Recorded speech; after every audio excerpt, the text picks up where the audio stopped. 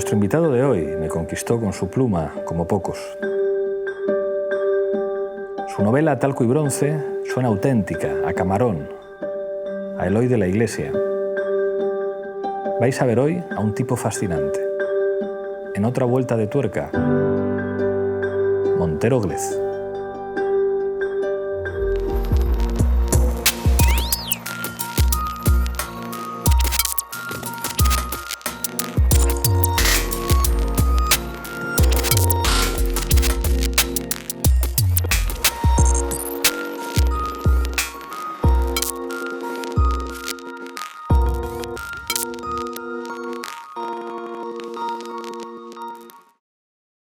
Montero Glez, aunque me vas a dar permiso para que te llames Roberto, en otra vuelta de tuerca. Muchas gracias por venir.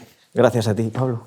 En este programa siempre empezamos por la infancia. A mí me han contado que tú empezaste a interesarte por la lectura con los tebeos. El Capitán Trueno, hazañas bélicas. ¿Cómo fue esta historia?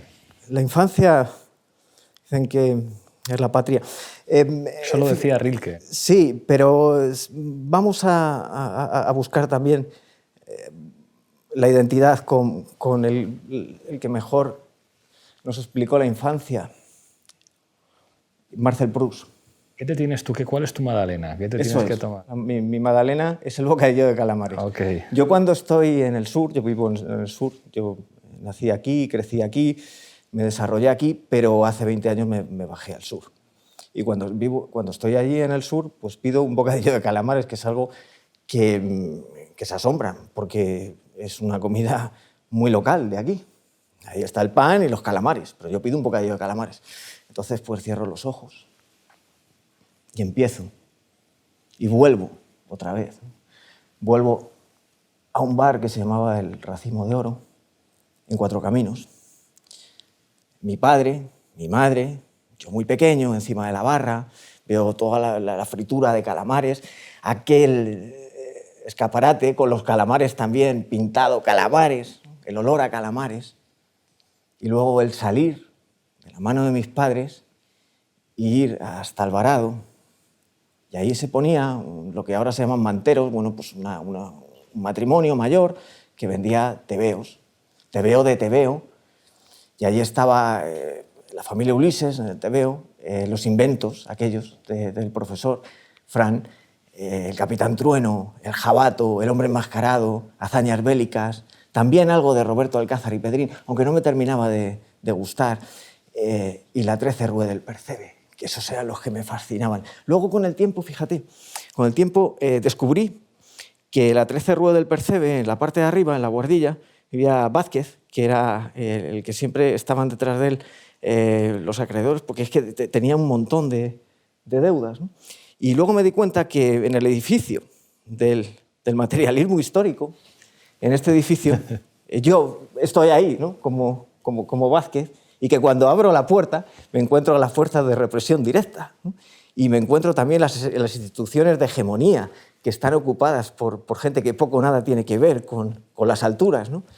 Y tampoco con las bajuras, ¿no? Pero fíjate lo que son las cosas. Esa puede ser mi magdalena. Ya sabes que el recuerdo es un asalto. El recuerdo es un asalto. La memoria es un acto más profundo, más reflexivo. Y ahí es Marcel Proust donde está esto que digo, cuando dice además una imagen muy bonita que hace, ¿no? Que dice algo empezó a perder ancla dentro de mí, ¿no? Y empezó a emerger, ¿no? Y entonces ahí hay una lucha. Y de repente se encuentra con que aquel sabor de la magdalena mojada en la infusión de su tía Leoncia, a partir de ese sabor llega otra vez la vida, ¿no? Gente que ha muerto, sitios que ya no están, vuelven a estar otra vez, ¿no? Gracias a esa profundidad, ¿no? A esa profundidad que sale, que va emergiendo, ¿no? Entonces, a partir de ahí, Marcel Proust, a partir del sabor, empieza a acordarse desde la taza de infusión, de la mesa, de las paredes que rodeaban la casa donde él estaba, de su infancia con Bray, la casa, la calle, los sitios donde él hacía los recados, el pueblo, todo. Entonces, a partir de ahí empieza a aflorar, ¿no? A mí no me gusta Marcel Proust, le considero un grandioso literario, pero no me gusta porque prefiero leer una novela del oeste, prefiero leer otras cosas, pero considero a Marcel Proust uno de los grandes literatos y además más venenosos, porque fíjate lo que me sucedió con Marcel Proust. Solo me leí el primer volumen de En busca del tiempo perdido y lo soñé. Lo soñé entero. Una vez lo leo y lo sueño entero, página por página. Yo tardé en leerme el libro ese, pues tardaría 15 días, 20 días. Pero en una noche, en 6, 7, 8 horas, le soñé entero, palabra por palabra. Y ahí me di cuenta, comprendí aquella leyenda del tiempo, de Federico García Lorca, aquel teatro imposible que decía: el sueño va sobre el tiempo flotando como un velero. Que yo nunca entendí eso, ni tampoco mi maestro, José Monje Cruz, Camarón de la Isla. Camarón de la Isla, cuando le llega ese texto, Camarón tenía mucha plástica, y él no cantaba algo que no comprendiese. Y al final lo llegó a comprender. Y en mi obra, en Pistola y Cuchillo, anterior a Talco y Bronce, esa es la viga, ese es el centro, que también es un guiño a un hombre que jugaba con el tiempo, que era Julio Cortázar. Julio Cortázar, en su Perseguidor, que cuenta la historia de Charlie Parker, nos cuenta Charlie Parker que todo arranca que pierde el saxo en el metro. Y dice: es que el metro es un túnel del tiempo. Y dice Julio Cortázar, que no es Julio Cortázar, sino que es un crítico de jazz, que además aparece como muy envidioso, ¿verdad, Pablo? Allí como un tío que tiene mucha envidia al músico. Entonces le dice: ¿pero cómo es esto que el metro es un túnel del tiempo? Entonces empieza a contar, vamos a poner el ejemplo. Sí, tú imagínate Summertime, un clásico de jazz. ¿Cuánto dura Summertime? Dice: pues 4 minutos y medio y tal, bien. ¿Y cuánto dura Caravan? Otro clásico. Pues 3 minutos y medio y tal. Pues ya van 7. Dice: ¿cuánto tiempo hay, por ejemplo, desde Estrecho hasta Alvarado? Pues 1 minuto. Vale. ¿Y de Alvarado a Cuatro Caminos?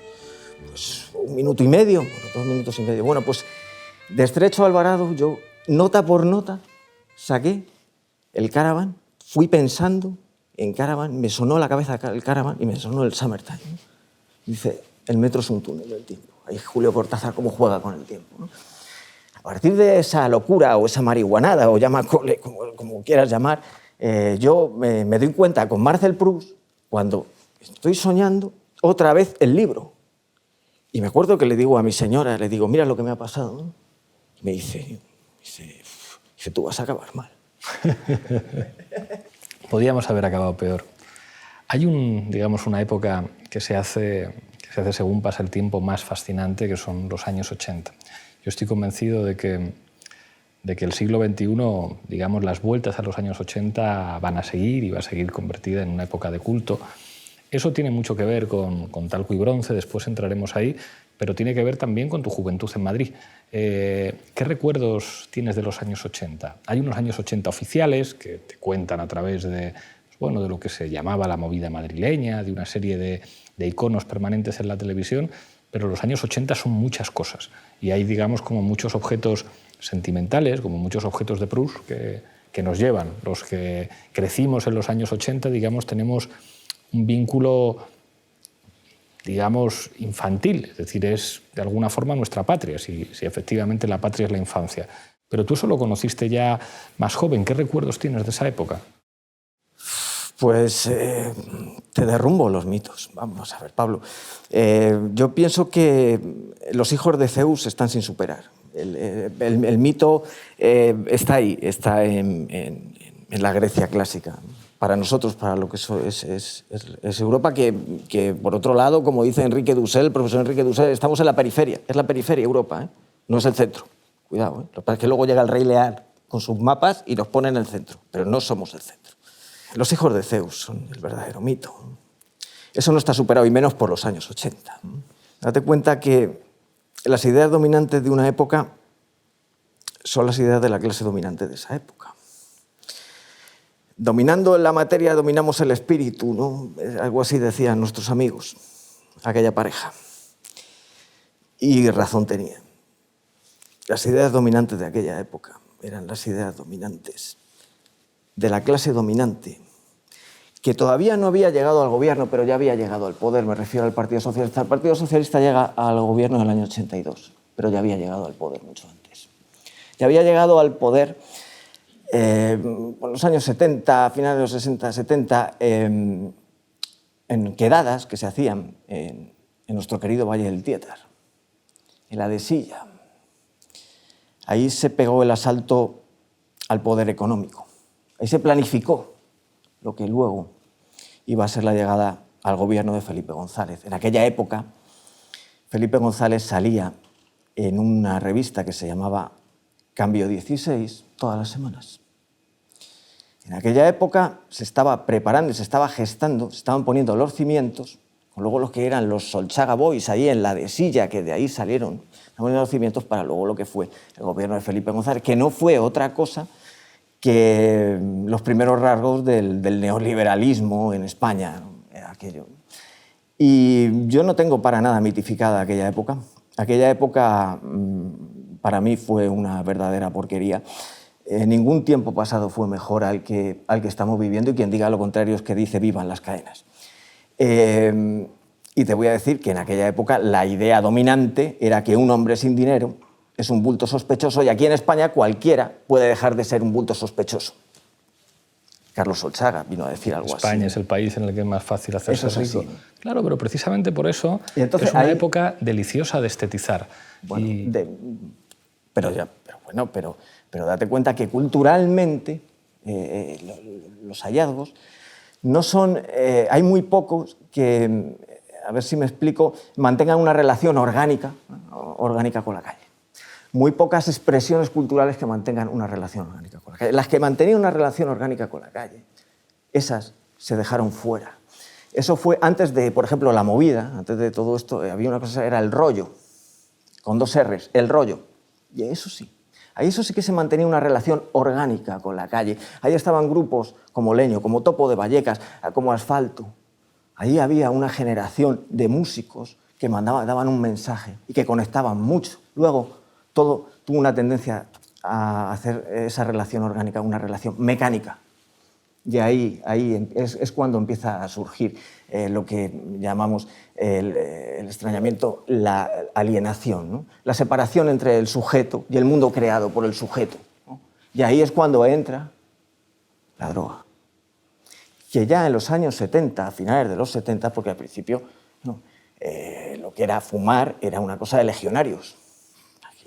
Eso era como de una élite. La gente que se ponía de heroína era como una cosa, era una élite. Pero de repente todas las revistas, todos los periódicos empiezan a decir que, claro, que cuidado los padres con los jóvenes, que tuvieran mucho cuidado porque los jóvenes podían encontrar el paraíso, porque los jóvenes podían no salir nunca de eso porque se encontraban tan a gusto. Entonces lo que hacían era el efecto llamada, ¿no? Ahí se empezó a sembrar aquello, ¿no? Y luego ya entra la droga. La droga entra en el año 1982 ya a lo grande.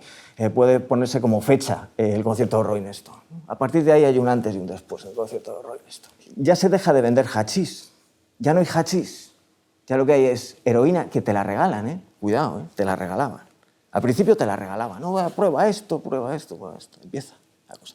Pepe Rivas, que fue el creador de Ajo Blanco, en sus memorias cuenta la relación que tenían los funcionarios de la policía con los funcionarios de prisiones y cómo empezaba ahí a cargarse, que ya empezaba ahí a meter la dinamita ahí a eso, que luego bueno, pues se cristalizó con escala, con lo que sucedió, ¿no? Al movimiento libertario, ¿no? Que ya intoxicó la policía del todo. Se lo cargaron porque al Partido Comunista, claro, el Partido Comunista se le legalizó y con la legalización del Partido Comunista, el Partido Comunista se le pega el tiro de gracia. A Suárez no le entendieron en su momento, pero Suárez ahí pegó el tiro de gracia al Partido Comunista. El Partido Comunista ya en ese momento un cadáver. La CNT se legalizó, pero no pudieron pegar el tiro de gracia, porque la CNT representaba la izquierda más pura, la izquierda libertaria, la izquierda más auténtica, Pablo. Y esa no pudieron. Tuvieron que intoxicar la policía y meterse en el caso Scala. Y ahí fue cuando el movimiento libertario empezó a caer. El 17 de enero de 1978 fueron detenidos varios jóvenes de entre 17 y 20 años, todos ellos afiliados al sindicato anarquista CNT. La reacción pública no se hizo esperar, ni tomó en cuenta otras versiones de los hechos. Inmediatamente se asoció a la CNT con la lucha armada y el terrorismo. La imagen pública del anarcosindicalismo cayó por los suelos, arrastrada por los medios y las declaraciones de los políticos. No deja de resultar llamativo que uno de estos hechos, el caso Scala, tuviese lugar justo en el momento en el que la CNT estorbaba ciertos intereses. Era el único sindicato mayoritario que se oponía al pacto social que daría lugar a la democracia, ya que exigían una separación total entre sindicatos y Estado. Algo olía a gato encerrado. Tu relación con el periodismo, porque te he leído en algún lugar que una de las cosas que a ti te atraía del periodismo era la entrevista, la posibilidad de poder entrevistar a un rey o entrevistar a un mendigo y aprender de los dos. Claro. Por eso me encuentro tan raro ahora. Porque tendría que ser al contrario. Tú dices a propósito de la literatura que las relaciones de propiedad son fundamentales, las relaciones de propiedad de los seres humanos. La relación entre el hombre y la propiedad. Es que yo por eso escribo género negro. A veces, género porque es donde mejor se expresa la relación del hombre con la propiedad. ¿Cómo es la relación del hombre con la propiedad? Fetichista. Ahí es donde entraría el fetichismo de la mercancía, ¿verdad? Eso es un aspecto, pero hay otro que yo manejo bastante, que es a Proudhon, que es la propiedad, ¿no? Proudhon escribe que es la propiedad, que es un... Bueno, tú sabes que es un libro que es un ensayo que es muy deslavazado, ¿no? Es muy deslavazado, pero tiene hallazgos. Fíjate, cuando dice la riqueza de las naciones no es el trabajo, la riqueza de las naciones tampoco es la tierra, la riqueza de las naciones tampoco es el capital, es la relación entre ambos. Ese es un buen hallazgo. Lo que pasa es que Marx nunca señaló a Proudhon el hallazgo ese. Marx es que iba a machacar a Proudhon, ¿no? Entonces para mí, Proudhon, lo que viene a contarnos en ese libro es la propiedad en el plano histórico, en el plano del derecho, y lo que viene a decirnos al final es que la propiedad es algo innato. Este es mi vaso, este es mi bolígrafo desde que somos niños, este es mi libro, ¿no? Entonces, ¿a qué se debe? Que haya gente que no tiene propiedad y que haya una casta, una pequeña gente que tenga todo. A que la propiedad es un robo. A partir de ahí, a partir de este texto de Proudhon, llegan unos que son la banda de Bonnot. Y esa, la banda de Bonnot, dicen, la propiedad es un robo, recuperación individual de lo que por derecho nos pertenece. Y así justifican el asalto. Banda articulada. La crítica a la vida cotidiana. Eso pienso que es el fundamento, porque sin crítica a la vida cotidiana, ¿qué más da? Ese es la garantía para la revolución, la crítica a la vida cotidiana, al día a día, ¿no? Desde que me levanto hasta que me acuesto, la conciencia crítica. Y ahí es donde lo he encontrado yo, de lo poco que he leído, ahí en Guy Debord y en Los situacionistas. Vamos con Talgo y Bronce.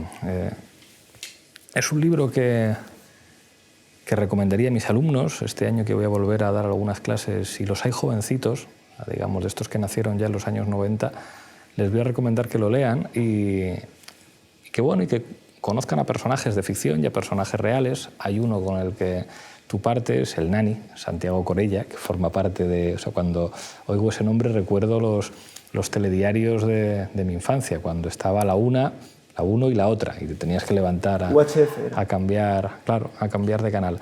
¿Cómo te documentas para hacer esta novela? Pues es lo que más tiempo me lleva. La documentación, no solo de estas, sino de casi todas las que hago, y es lo que más disfruto. No te voy a engañar, es lo que más disfruto. Luego ya pasarlo a la máquina, como yo digo, porque yo no soy de cacharritos, yo escribo a mano, yo no tengo la cosa esa que... Como mi padre. Claro, es que yo no escribe a mano y con pluma. Sí, bueno, yo con lo primero que tengo a mano, pero si hay pluma mejor, y si son los folios ya cerraron la casa, la casa Galgo. Sí, los Galgo que tenían la marquita de agua. Claro, y entonces pues con esos y con pluma, me lleva el compás además, ¿eh? Entonces yo escribo a compás, ¿no? Entonces antes, cuando existían los Galgo. Ahora ya, bueno, pues con cualquier cosa escribo así, y lo del maquinismo no va conmigo. Pero la documentación es lo que más disfruto porque se tantea mucho, se da muchos palos de ciego y disfruto hasta con los palos de ciego, ¿no? A ver dónde me lleva esto, a ver dónde me lleva el otro, a ver dónde me lleva lo de más allá. El sumario, lo que cuento es real. Lo que cuento, yo cuento una fábula, miento para contar la verdad. Y entonces, claro, pero eso hay una base que es un párrafo, que es el párrafo de los fabuladores, que es el que dice que se puede mentir de muchas formas, pero la más repugnante de todas es contando la verdad, toda la verdad, despojando de alma los hechos, porque los hechos son siempre vacíos, son igual a recipientes vacíos que toman la forma del sentimiento que los llena. Juan Carlos Onetti, El Pozo, ¿leíste El Pozo? Te la regalo. Ahora bajamos y la buscamos y te la regalo. Pozo, eso lo escribe Juan Carlos Onetti, es su primer cuento, un cuento, tiene alma de novela, aunque tiene forma de cuento, y el protagonista es Eladio Linacero, y con eso, en 1939, escribe uruguayo Onetti, y con esto, con este libro, con este texto, lo que hace es anticiparse a la existencia, al existencialismo. Vamos a ver, lo que hace la existencia de ese libro es anticiparse a la esencia de Jean-Paul Sartre, para explicarlo así que lo entienda la gente. Es un libro básico para la gente que nos dedicamos a la fábula, y a partir de ahí, bueno, pues, a partir de lo de Onetti, uno se dedica a contar mentiras para revelar verdades, ¿no? Y yo cojo el sumario del caso del Nani y me doy cuenta que aquí hay una historia. Hay una historia que hay que contar, y me doy cuenta de que hay una historia que hay que contar hace muchos años. Pero lo que me lleva a contarla es que de repente la gente sale a la calle, gente que ya no es de mi generación, de una generación que a mí me sigue, porque mi generación, yo ahora el 15 de octubre cumplo 51 años, y mi generación no luchó, Pablo, no luchó, por eso se perdieron tantos derechos. Entonces de repente me encuentro con que vosotros salís a la calle a buscar de qué preguntas es respuesta a esta puta mierda. Y yo digo, qué alegría, ya no estoy solo, qué alegría me habéis dado, ya no estoy solo. Eso es emocionante para mí. Hay que aportar, hay que poner dentro de la posibilidad que uno tiene su granito de arena en esto, ¿no? Me gustaría contarles a los chavales estos que vienen ahora con tanta fuerza, que están pidiendo un nuevo relato, que están diciendo, cuidado, que aquí no se puede poner el signo igual entre el que agrede y el que recibe la agresión, que en el año 36 hubo una agresión y hubo un golpe de Estado. Ahí están los chavales. Vosotros nos habéis dado una lección. Y yo, en vez de ponerme como un resentido y decir, bueno, pero ¿cómo van a esto? Todo lo contrario.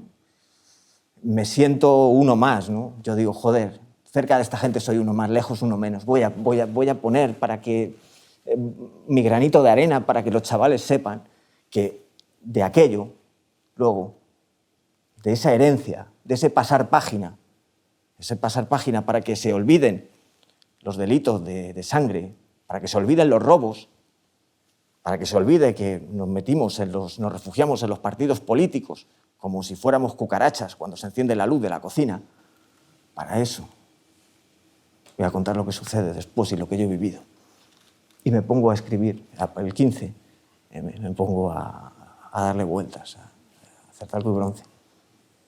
Las referencias cinematográficas, porque eso fue una de las partes que me enamoró de la novela. A mí me entusiasmaba el cine de Eloy de la Iglesia y, digamos, el ambiente de cine kinky, de Prisa de Carlos Saura, y digamos que la novela se ve así. O sea, la novela tiene una película que alguien tiene que hacer. Es un camino diferente del cine de Eloy de la Iglesia o de José Antonio de la Loma, que es el que arranca con la cosa kinky, que ahora se llama kinky, pero antes no se llamaban películas de kinky, eran películas del Torete, del Vaquilla. Claro, el Vaquilla. Entonces, fíjate tú qué cervantino es, Pablo.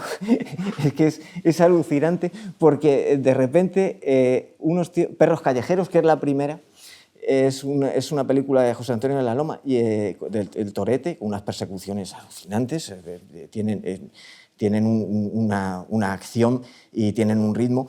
Y entonces esa película lo que hace es inspirar a una banda que se articula cuando ven esa película, que es la banda del Jaro, que luego Eloy de la Iglesia hace Jarocho, que es Navajeros.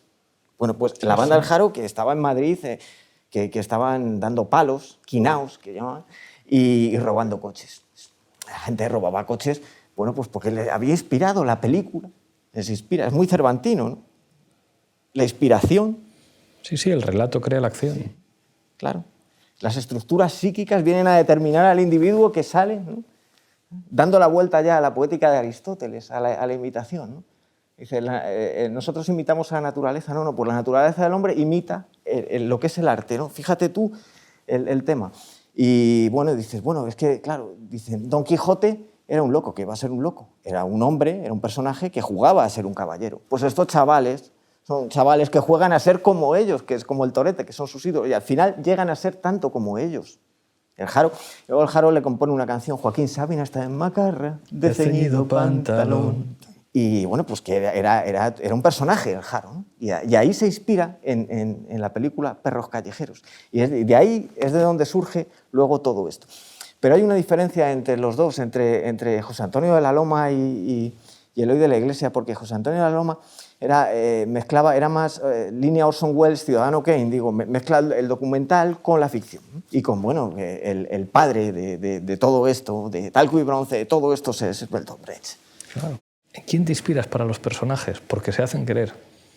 Personajes, bueno, pues como Praxíteles, que para su Venus se inspiró en trozos de muchas mujeres, y para las mujeres sobre todo hago eso, ¿eh? Para las mujeres conozco a una chica, a una mujer, y le pido permiso, le digo, oye, me gustan tus ojos, ¿me los prestarías para esto? ¿Me gustan tus manos, me los prestarías? ¿Me gustan tus andares, me los prestarías? ¿De dónde sale la malata? De muchas mujeres. Ella es el resultado de muchas mujeres, como también toda mujer es el resultado de muchas mujeres, ¿no? La mujer es literatura, Pablo. La mujer es literatura. La mujer siempre nos sorprende. Nosotros somos más planos. Yo estoy hablando contigo, yo puedo irme ahora a tomarme algo contigo, ya está, pero me aburres, ¿sabes? Con una tía, ¿no? Una mujer es diferente. Siempre me sorprende, ¿no? Siempre. La mujer es literatura, ¿no? Eso se lo dirás a todas. Sí, claro que se lo digo a todas. Claro que sí lo digo a todas. Pero es que yo crecí con mujeres. Soy hijo único, luego llegó Silvia y luego llegó Natalia 10 años después.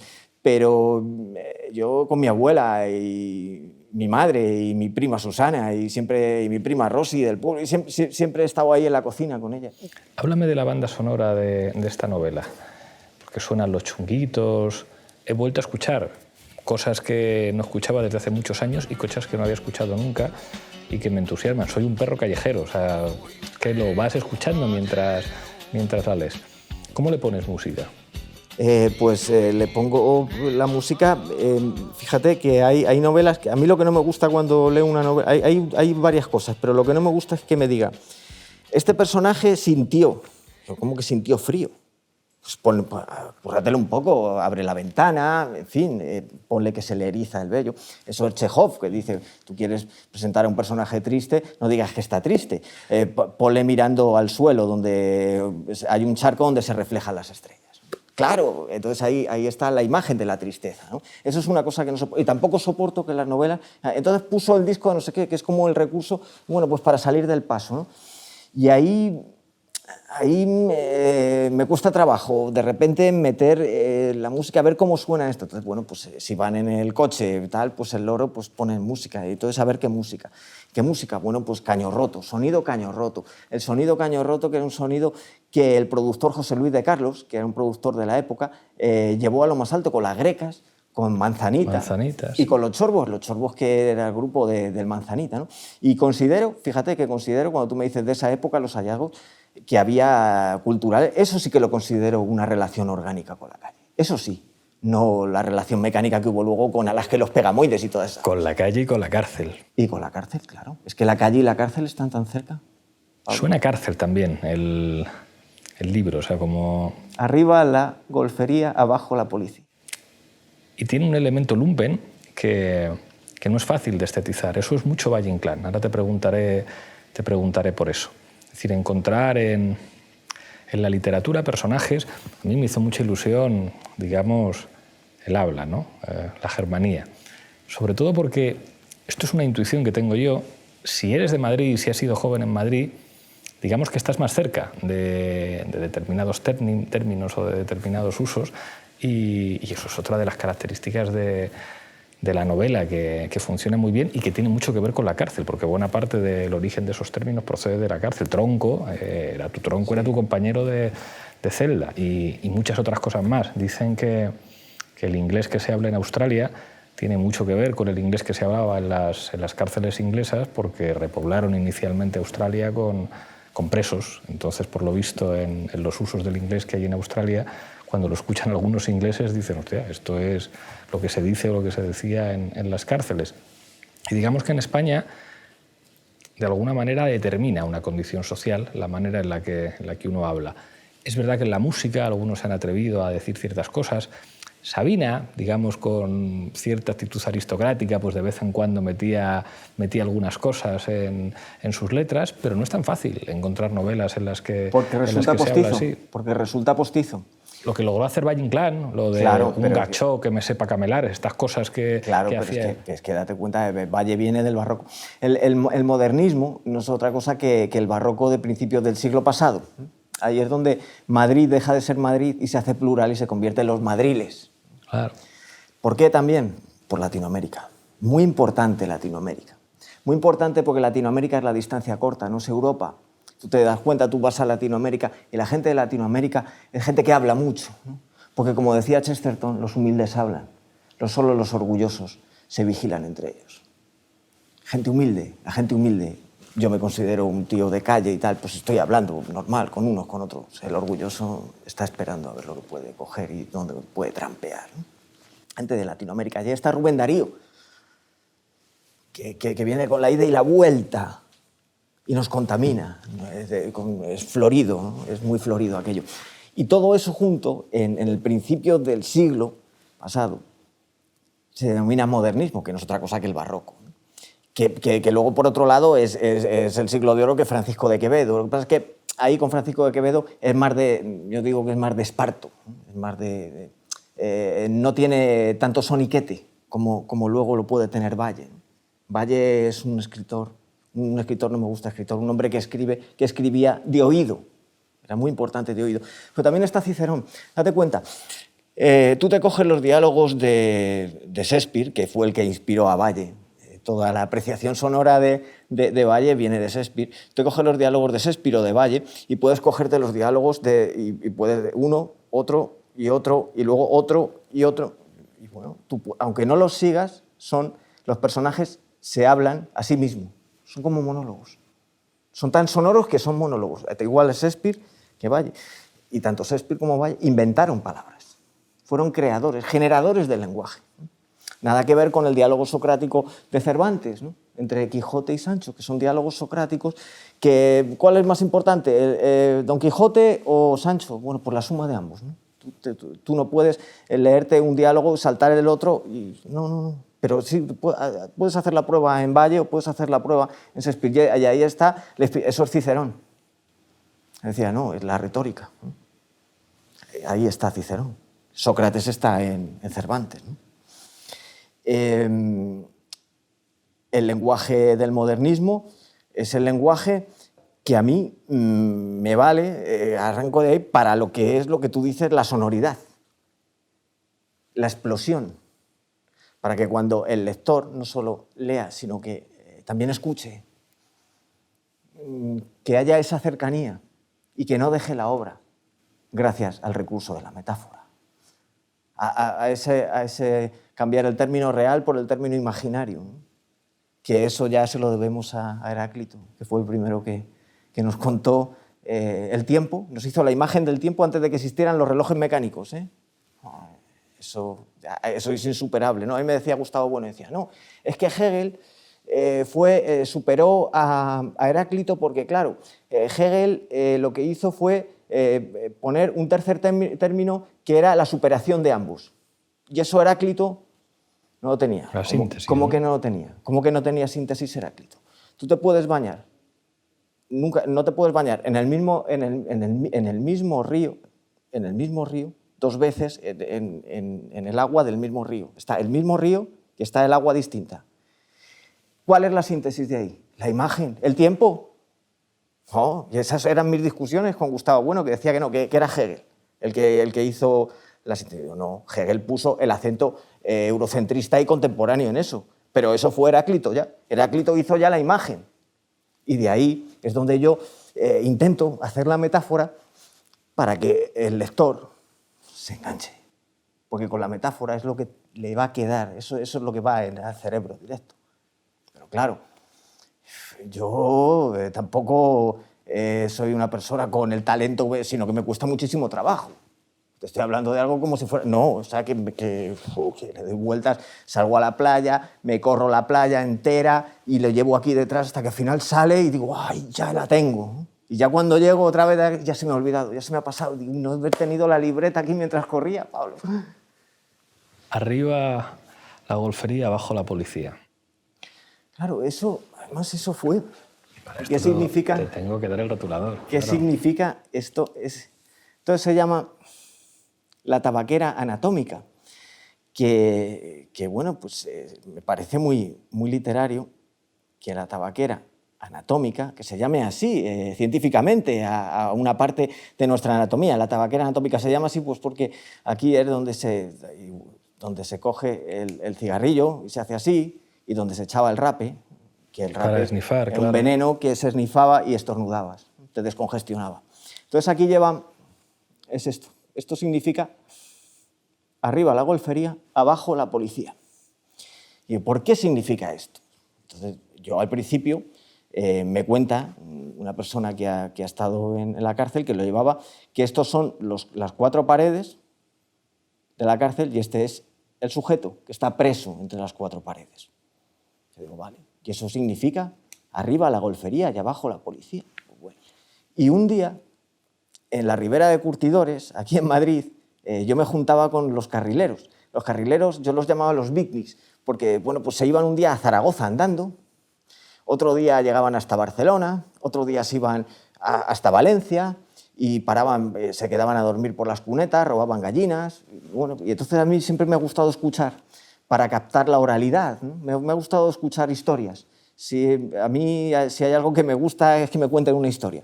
Y había uno que es que contaba unas historias que era muy bueno contando historias. Y se iban a lavar a la Ribera de Curtidores a la fuente. Entonces yo pues estaba allí con ellos y yo era un crío, pues tenía unos 19, 20 años, ¿no? Porque además yo no hice la mili ni por lo civil, porque eran los tiempos de la mili y yo me escapé de la mili. No me fui ni a tallar, Pablo, ni a tallar. Había una cola increíble. Y recuerdo un domingo por la mañana que yo no fui a tallar, me vi una cola y volví a mi casa y vi el disgusto en mi casa. Fue tremendo para mi madre sobre todo, mi padre lo entendió. Y dice, ¿y ahora cuando te vengan a buscar? Yo le dije a mi padre, pues cuando me vengan a buscar, les dices que me he muerto y que por favor no me guarden luto. Y entonces yo ya me fui de casa, iba, venía, tal, y me juntaba pues, con gitanos, con carrileros, con los mendigos de una iglesia. Siempre he tratado de curiosear en las vidas, ¿no? Y en la sonoridad y en la oralidad y tal. Entonces estos carrileros me contaban las historias y uno de ellos, que había estado en la cárcel, tenía esto. Y entonces le pregunté, digo, oye, ¿eso significa eso significa arriba la golfería, abajo la policía? Digo, sí. Digo, pero esto vamos a ver, ¿esto no es el sujeto con las 4 paredes? Claro. Digo, ¿y eso por qué significa arriba la golfería y abajo la policía? Vamos a ver, es que no lo entiendo. Dice, pero hombre, tú eres un lila. El sujeto, como tú dices, está ahí en el centro. Vale, pero nada es eterno, excepto la muerte, me dice. Entonces llega un momento en que sale de la cárcel y se junta con los colegas, con los 4 colegas a pegar al policía. Yo dije, eureka. Me creí ese día Edison, vamos, ese día era el tío más feliz de mi vida. Dije, qué bueno, qué descubrimiento, ¿no? Cómo cambia de las 4 paredes que se hacen de repente sujeto a por el policía, ¿no? Y entonces dije, bueno, ese día... Por eso digo, a ver si algún día conecto con un politólogo que entienda esto, vamos a ver, porque claro, yo puedo llegar a un politólogo y me puedo decir, vamos a ver, chicos, ¿Qué relación? Las leyes de la dialéctica, a ver si a lo mejor las tres, a lo mejor las dos, a lo mejor una, o a lo mejor ninguna, porque a lo mejor pues ninguna, pero a lo mejor alguna de ellas se podía estar ahí, ¿no? Se podía relacionar con ello. Te quiero hacer un cuestionario, una canción que a ti te guste, que a ti te marque, que tú recomiendes. Depende del momento, Pablo. Y pienso que en este momento, fíjate, en este momento sería ese Mac the Knife que llega al Caribe y se convierte en Pedro Navaja.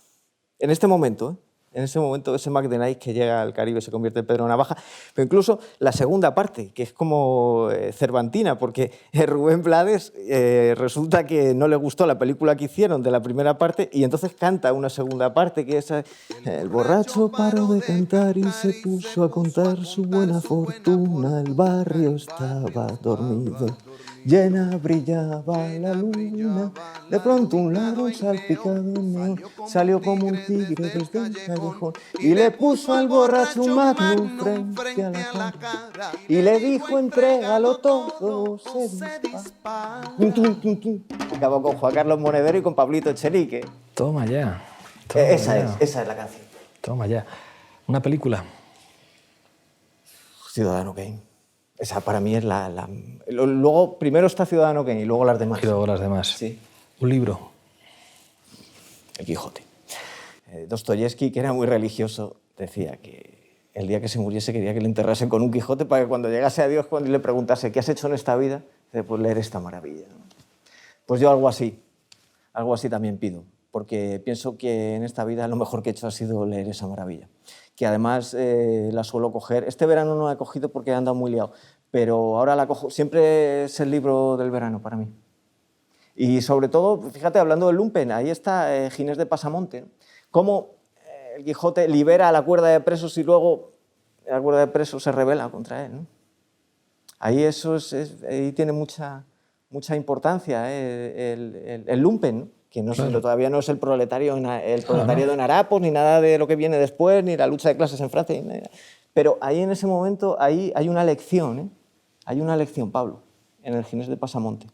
Yo siempre lo pongo cuando estoy discutiendo con los anarquistas, que yo soy libertario y discuto mucho con ellos, siempre dicen, no, es que el lumpen tiene que formar parte. Y yo digo, cuidado, cuidado. Yo digo, dice, es que tú eres un burócrata rojo. Digo, no, porque a veces les dé la razón a los Siempre le gustó mucho a los anarquistas. Hay una peli genial de Buñuel, Viridiana, ¿sí? Que también saca ese elemento, digamos, de los pobres que se terminan casi comiendo en pedacitos a Viridiana, de la fealdad de la pobreza.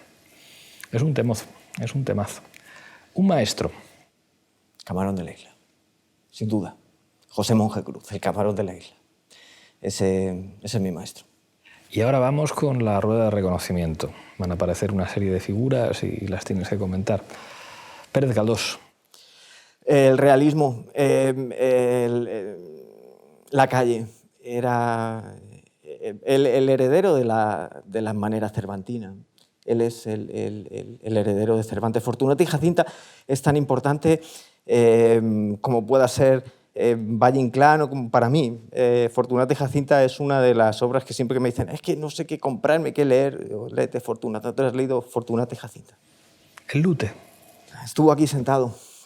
El hombre que ha estado aquí sentado con más cultura en la sangre, como diría Federico García Lorca del cantador Manuel Torre, que era analfabeto, y dijo que era el hombre con más cultura en la sangre que había conocido. Pienso que de toda la gente que ha pasado por aquí, yo sigo los programas, el hombre con más cultura en la sangre. Además dijo algo que fue muy importante para mí, no solo me emocionó cuando citó a Albert Camus, sino que dijo que había que buscar el contrapunto.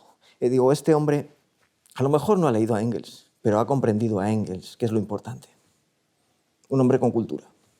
Manolo Vázquez Montalbán. Es el que me fijo cuando tengo que escribir en algún periódico. Pienso en él mucho, mucho. Nunca le conocí en persona. No tuve la suerte de conocerle en persona, pero sí que tengo la suerte de haber leído y de tener la mayoría de su obra. Me gusta mucho como ensayista, muchísimo como ensayista. El último libro, La Aznaridad, no me terminó de convencer. Pero porque es una recopilación de... No, La Aznaridad no llega a ser una recopilación. Digo que no me gustó, no me convenció del todo porque habla del periodo de la Aznaridad y está muy bien, pero de repente saca al que fuera rey y parece que se dobla ahí un poco. Y eso no me gustó de Manolo. Pues a mí, fíjate, yo leí Un polaco en la corte del rey Juan Carlos, que me pareció un libro magnífico. Ese es muy bueno. Y sin embargo, La Aznaridad me pareció que era un corta y pega de cosas que había escrito, pero no me parecía como un libro que retratara... tenía, yo creo que un título muy pretencioso, y fíjate que yo soy fan de... Sí, a mí ese no me terminó de convencer. Y luego, como novela, la mejor novela suya y una de las mejores novelas que he leído ha sido Galíndez. Galíndez es magnífica. Magnífica. ¿Cómo es eso? Ahí Manolo... Manolo, fíjate, la República Dominicana y la dictadura es tremenda. Sí, es que y además que está muy bien porque además juega con la vanguardia. A mí me gusta mucho los que saben jugar con la vanguardia, por eso para mí dice una novela de la literatura española, Tiempo de silencio, sin duda, porque mantiene la tensión entre dos mundos. Y luego, por otro lado, está haciendo vanguardia. Y ahí, en Galíndez, si te fijas, que cuando cogen los monólogos que hay una especie... Sí, pero creo que son monólogos, que va intercalando esos monólogos. Sí, son monólogos porque arranca con uno y va intercalando esos monólogos con mucho aire de Vascongadas, ¿no? Esa Galíndez me fascinó. Arturo Pérez Reverte, que sé que te admira mucho. No es recíproco.